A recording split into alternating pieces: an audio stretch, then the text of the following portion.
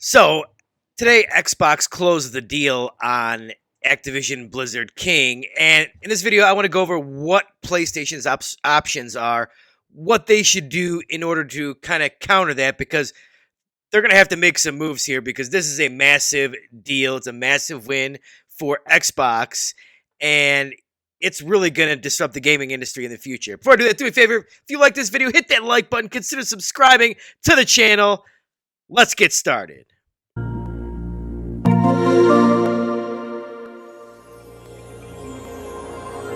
So let's start off by saying that there's really no move that PlayStation can make to match this Activision Blizzard King purchase. There's no other $69 billion publisher that's out there for them to acquire, and they don't even have the money to do that.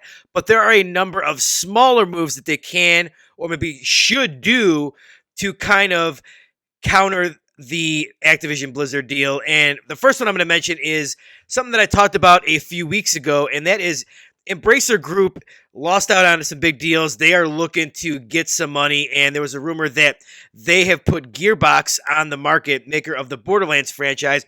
Borderlands is a huge franchise, and I think Embracer bought them for like $2 billion. That is a deal that PlayStation could totally make. They need first-person shooters. They need games in the live service model, and that would be a perfect match for them. That's the number one scenario. Number two, they need to just keep on with the Marvel license. They've got Spider-Man. Spider-Man is the best-selling PlayStation exclusive of all time. They've got Wolverine coming. Both of those games are made by Insomniac. They know what they're doing. They should go a step further and get more characters and sign some kind of like 10-year exclusivity deal with those characters like Wolverine, maybe like a Captain America game, but make a publishing deal with Marvel. So like PlayStation is maybe not the home of all Marvel games, but certain characters like Spider-Man, Wolverine, maybe a Captain America. That's something that they could do right there to counter that deal. That would be huge.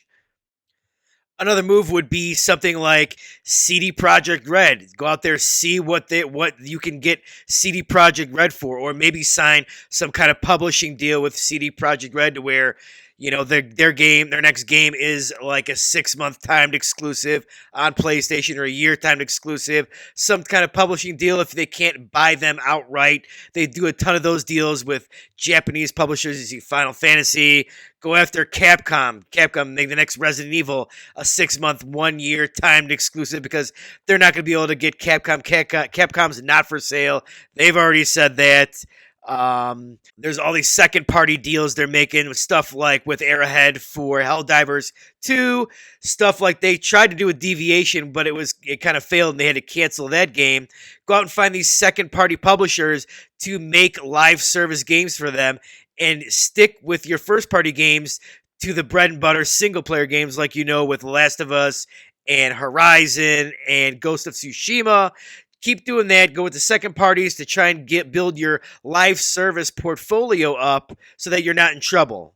Now, just like they made a exclusive deal with Marvel for Spider-Man, they should do the same with Star Wars. Make an exclusive Star Wars game. It's all about IP. Xbox just got one of the biggest, if not the biggest, IP in gaming in Call of Duty, and now they've got to strike back. Whether they can't buy these big publishers, but they could strike these exclusive deals to where their studios make IPs like a Spider-Man. Now do that with Star Wars, make an exclusive Jedi game, some exclusive Mandalorian game, something like that, to where the consumer associates these big franchises like Marvel, Star Wars with PlayStation.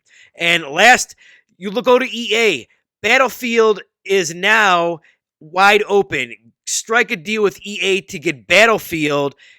Maybe not, you're not going to get Battlefield exclusive, but you become now the marketing leader for Battlefield and make that switch. Hopefully EA can actually pull off a great Battlefield, because now the incentive for EA to go with Xbox, there really is none now that they own Call of Duty. So I think that's almost a given that's going to happen, that Battlefield will now be a marketing partner with PlayStation. So those were mostly some of the small ideas that I had that PlayStation actually could do to counter this Xbox Activision acquisition that were actually realistic.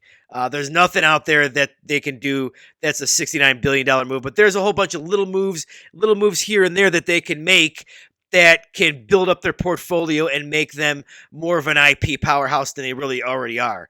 I wouldn't be, as a PlayStation fan, I wouldn't be too concerned about the deal. They're still going to get Call of Duty for a long time.